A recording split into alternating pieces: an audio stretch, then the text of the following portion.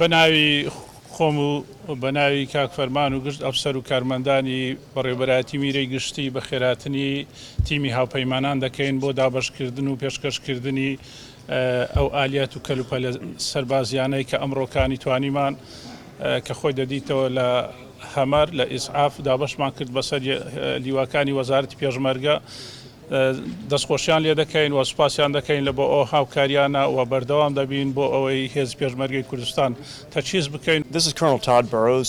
I'm the Deputy Director for the Military Advisor Group North, and I'm here with the leadership from the M4 warehouse. And we are really excited today because the M4 warehouse is divesting 59 vehicles to 11 different brigades in order to increase their mobility in the fight against Daesh.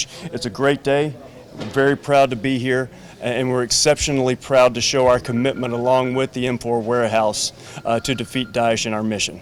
Thank you. ودارين الهاوکاری كان بردوام بن و ما نويه زكاني پێشمەرگە لارێمی کوردستان بەڕاستی پاڵپشتی و بەهێزکردنی هێزەکانی پێشمەرگە و هەرێمی کوردستانە زۆر سوپاس.